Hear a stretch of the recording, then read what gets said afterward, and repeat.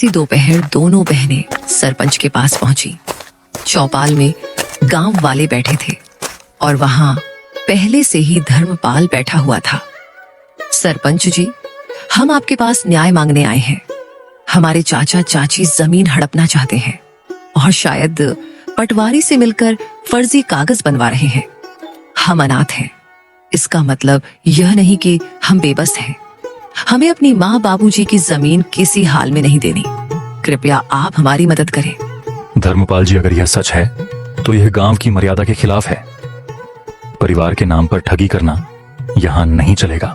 सरपंच जी, यह लड़कियां हमें बदनाम कर रही हैं। हम तो बस जमीन की चिंता कर रहे हैं। इन दोनों बच्चियों को क्या पता ये जमीन के बारे में। यह जमीन के बाद तो इनके पिता और मैं ही जानते थे।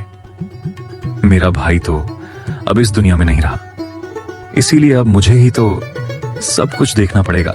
गांव वालों में फुसफुसाहट होने लगी। हमने इन बच्चियों को बचपन से देखा है, यह झूठ नहीं बोल सकती। धर्मपाल के मुंह में राम बगल में छुरी। हम सब समझते हैं इसके बारे में। सरपंच ने इस बात को अगले दिन पंचायत में विस्तार से निकालने की बात की और फैसला अगले दिन देने की बात कही। बहनों की आंखों में पहली बार उम्मीद की चमक थी। रात को झोपड़ी में दोनों बहनें आपस में बात करती हुई, दीदी क्या कल हमारा साथ देंगे गांव वाले? देखते हैं क्या होता है। मुझे किसी पर भी भरोसा नहीं रहा है। आखिर माँ बाबूजी के जाने के बाद मदद ही कहाँ की किसी ने हमारी। हमें बस भगवान पर भरोसा रखनी होगी। माँ बाबूजी तो नहीं है, पर उनका आशीर्वाद जरूर है हमारे साथ। आप देखना दीदी, हमारे साथ कुछ बुरा नहीं होगा। रात गहरी हो चली थी। दूर कहीं उल्लू की आवाज गूंजी और हवा में कुछ सिसकियां थीं और उन सिसकियों में मीरा की भी सिसकियां शामिल थीं।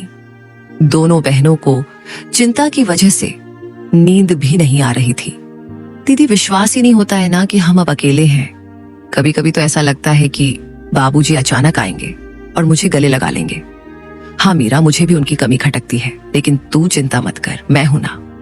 जब तक मैं जिंदा हूं तुझे किसी चीज की कमी नहीं होने दूंगी। लेकिन दीदी, जब माँ बाबूजी गए तब सबने कहा था हम हैं तुम्हारे साथ। फिर धीरे धीरे सब दूर होते गए।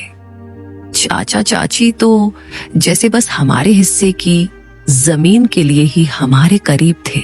ज्योति की आंखों में आंसू थे, लेकिन उसने उन्हें छुपाया। उसे अपनी बहन के सामने कमजोर नहीं पड़ना था। मीरा, रिश्ते अब खून से नहीं धन दौलत से बनते हैं, लेकिन हम भी अब चुप नहीं रहेंगे।